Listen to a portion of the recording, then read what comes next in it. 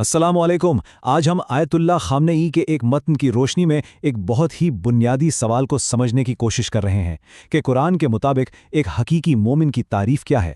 کیا یہ صرف دل میں کسی بات کو مان لینے کا نام ہے یا اس سے کچھ بڑھ کر بھی ہے؟ تو آئیے ذرا گہرائی سے دیکھتے ہیں۔ تو سوال یہ پیدا ہوتا ہے کہ کسی بھی عقیدے کو سچا کون سی چیز بناتی ہے؟ عام طور پر یہی سمجھا جاتا ہے کہ ایمان بس دل کا معاملہ ہے، ایک اندرونی کیفیت ہے۔ لیکن کیا کہانی صرف اتنی ہی ہے؟ یہ جو اقتباس ہے نا، یہ سمجھیں کہ پورے موضوع کا خلاصہ ہے۔ اس کے مطابق ایمان صرف ایک خیال یا کوئی احساس نہیں، بلکہ یہ تبھی حقیقی اور سچا مانا جائے گا جب اس کے مطابق عمل بھی نظر آئے۔ یعنی سیدھی سی بات یہ ہے کہ اصل کسوٹی عمل ہے۔ ٹھیک ہے، تو اگر عمل ہی کسوٹی ہے تو سوال یہ ہے کہ یہ عمل کیسا ہونا چاہیے؟ اس مت میں جن قرآنی آیات کی بات کی گئی ہے نا، وہ ایک سچے مومن کی پانچ خاص نشانیاں بتاتی ہیں۔ تو یہ ہیں وہ 5 نشانیاں۔ پہلی بات تو یہ کہ جب خدا کا ذکر ہو تو دل میں ایک خاص ہیبت، ایک عظمت کا احساس پیدا ہو۔ دوسری یہ کہ جب اس کی آیتیں سامنے آئیں تو ایمان اور مضبوط ہو جائے۔ تیسری کہ بھروسہ ہو تو صرف اور صرف اپنے رب پر۔ چوتھی نماز کو قائم رکھنا، اور 5ویں نشانی یہ کہ جو کچھ دیا گیا ہے اس میں سے خرچ کرنا۔ اچھا، اب آئیے ان میں سے ہر ایک کو ذرا تفصیل سے دیکھتے ہیں۔ تو چلیے سب سے پہلی نشانی سے شروع کرتے ہیں، اور اس کا تعلق ہے مومن کے اندر کی دنیا سے، اس کے باطن سے۔ وہ کیا ہے؟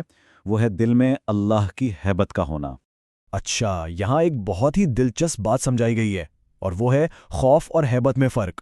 دیکھیں، یہ وہ والا ڈر نہیں ہے جو کسی مجرم کو جج کے سامنے لگتا ہے۔ نہیں، بالکل نہیں۔ یہ اصل میں وہ کیفیت ہے، وہ ہیبت ہے جو کسی کو ایک بہت ہی عظیم، بہت ہی بڑی چیز دیکھ کر ہوتی ہے۔ جیسے سوچے کہ کوئی آسمان میں کہکشائیں دیکھ رہا ہو، تو یہ احساس خدا کی عظمت کو جاننے اور اس کے سامنے اپنی چھوٹی سی حیثیت کو پہچاننے سے پیدا ہوتا ہے۔ اب چلتے ہیں دوسری اندرونی نشانی کی طرف، اور وہ یہ ہے کہ ایمان کوئی رکی ہوئی جامد چیز نہیں ہے، بلکہ یہ تو ایک مسلسل بڑھنے والی کیفیت ہے۔ اس کی مثال بالکل ایک بڑھتے ہوئے بیج کی سی ہے۔ دیکھیں، جیسے ایک بیج کو پانی، دھوپ، دیکھ بھال چاہیے ہوتی ہے نا پھلنے پھولنے کے لیے، بالکل ویسے ہی ایمان کو بھی روزانہ کی بنیاد پر مضبوط کرنا پڑتا ہے۔ اور اس کی خوراک کیا ہے؟ خدا کی آیات کو پڑھنا اور سمجھنا۔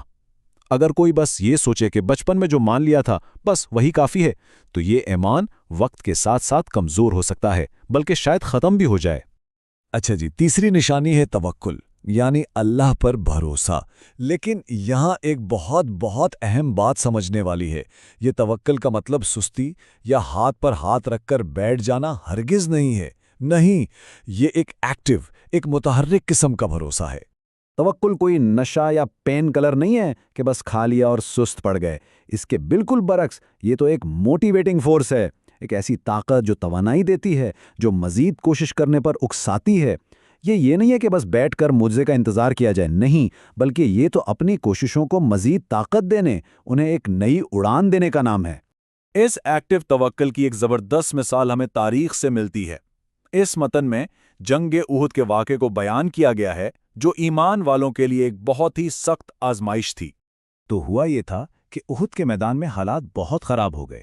کچھ مسلمان سپاہیوں نے مال غنیمت کے لیے اپنی پوزیشنیں چھوڑ دیں، اور بس اسی موقع کا فائدہ اٹھا کر دشمن نے انہیں چاروں طرف سے گھیر لیا۔ اور تو اور اسی دوران یہ جھوٹی افواہ بھی پھیل گئی کہ نبی اکرم صلی اللہ علیہ وسلم شہید ہو گئے ہیں۔ مطلب ایک ایسی صورتحال تھی کہ بظاہر بچنے کا کوئی راستہ ہی نہیں تھا۔ اب دیکھیں، اس نازک ترین لمحے میں 2 طرح کے رد عمل سامنے آئے۔ ایک وہ لوگ تھے جن کے دلوں میں سچا توکل تھا۔ انہوں نے سوچا کہ اگر نبی صلی اللہ علیہ وسلم نہیں بھی رہے تب بھی ہمارا رب تو زندہ ہے، تو وہ ڈٹ گئے اور نبی صلی اللہ علیہ وسلم کے گرد ایک ڈھال بن گئے۔ اور دوسری طرف وہ تھے جن کا بھروسہ کمزور تھا۔ وہ مایوس ہو گئے، ہمت ہار گئے اور میدان سے بھاگ کھڑے ہوئے۔